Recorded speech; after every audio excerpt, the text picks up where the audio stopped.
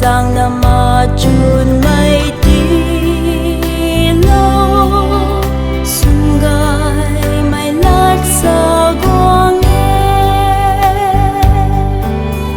dinh mây tuần căn mặc san quan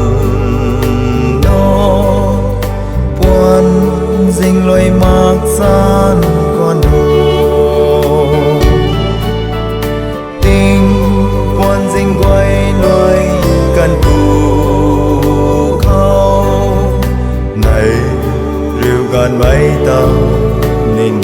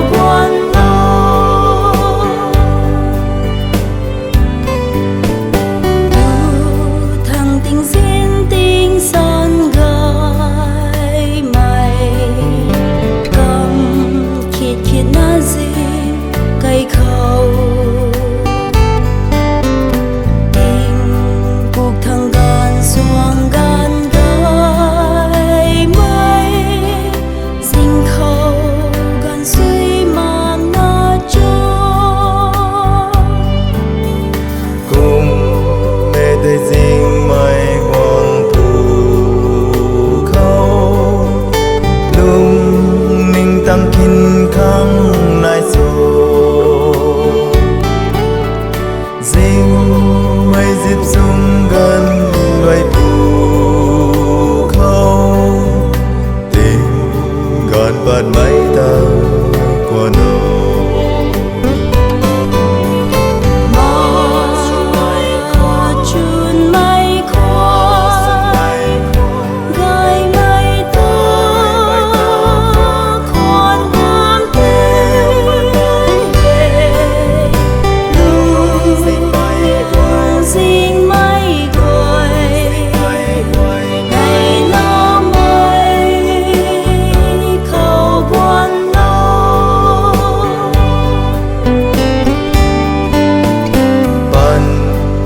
bọn dinh dinh mây cầu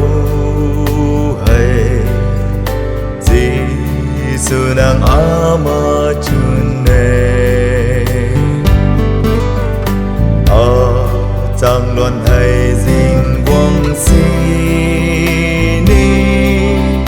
nàng hay ở khăn gan rêu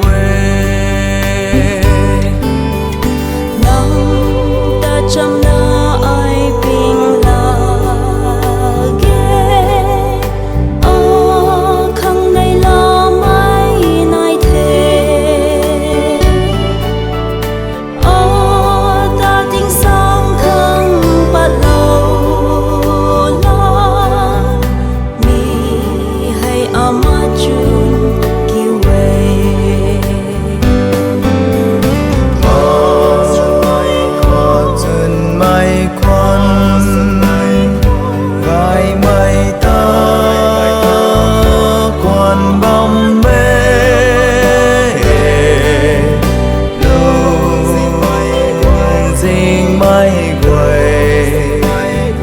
này lá mây